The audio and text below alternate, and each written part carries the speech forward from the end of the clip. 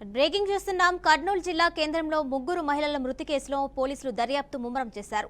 మహిళల మృతిపై పోలీసులు పలు అనుమానాలు వ్యక్తం చేస్తున్నారు.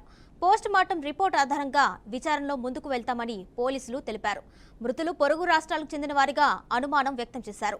మృతులు హిజ్రాలంటూ ప్రచారం జరగ్గా ఆ సంఘం ప్రతినిధులు కాదని తేల్చి చెప్పారు. ఘటనా ప్రాంతం చుట్టూ పరిసరాలపై పోలీసులు ప్రత్యేక దృష్టి సారించారు. చెరువు పరిసరాల్లో రాత్రి వేళల్లో అసాంఘిక కార్యకలాపాలు విచ్చలవిడిగా సాగుతున్నాయని స్థానికులు ఆరోపిస్తున్నారు. ఇక పోలీసులు 3 బృందాలతో వేరువేరు కోణాల్లో దర్యాప్తు చేస్తున్నారు. దీనిపై మరింత సమాచారం మా ప్రతినిధి బసవరాజ్ ఇస్తారు. బసవరాజ్, చెప్పండి. మొత్తంగా అయితే కర్నూలు నగరం చెరువులో మహిళల మృతి అయితే కలకలం రేపుతుంది. దీనికి సంబంధించి పోలీసులు అయితే ఇన్వెస్టిగేషన్ స్టార్ట్ చేసినట్టు తెలిసింది. ఫుల్ డీటెయిల్స్ ఇవ్వండి. నిన్న ఏదైతే నగరవనము కర్నూలుకి సమీపాన ఉన్న నగరవనము అంటే చెరువు వద్ద టూరిజం ప్లేస్ వద్ద ఈ ముగ్గురు మహిళల మృతదేహాలు అయితే జిల్లా వ్యాప్తంగా సంచలనం జరిగిన విషయం తెలిసిందే. అయితే ఈ ముగ్గురు మహిళలు ఎవరు అనేది అంటే ఈ రోజు ఉదయానికి కొంత పోలీసులకి కొంత ఇన్ఫర్మేషన్ వచ్చినట్లు తెలుస్తా ఉంది. అంటే తెలంగాణ ప్రాంతం మహబూబ్ నగర్ డిస్టిక్ చెందిన వాళ్ళుగా గుర్తించారు పోలీసులు.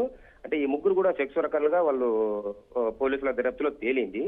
అంటే ఈ ముగ్గురు అక్కడికి ఎందుకు వెళ్ళారు మొన్నటి రోజు అంటే 2 days బ్యాక్ నగరవనం వద్ద అంటే టూరిజం ప్లేస్ అక్కడ ఒక బార్ కూడా ఉంది అనమాట.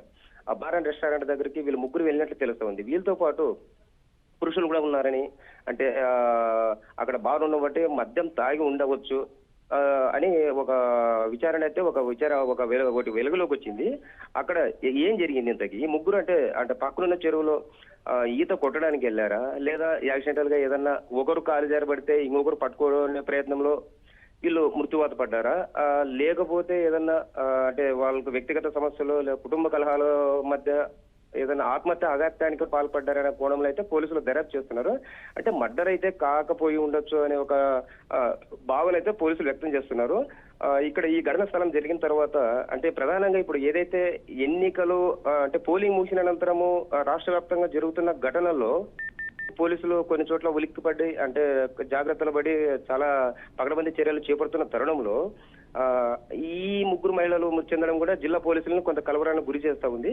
అయితే ఎట్టకేలకు ఈ ముగ్గురు మహిళలు అంటే తెలంగాణ వాసులుగా గుర్తించారు. బట్ చనిపోయిన విధానం ఏంటి, ఎందుకు చావాల్సి వచ్చింది, లేదా పొరపాటున చచ్చారా? Right Basavaraju, thank you.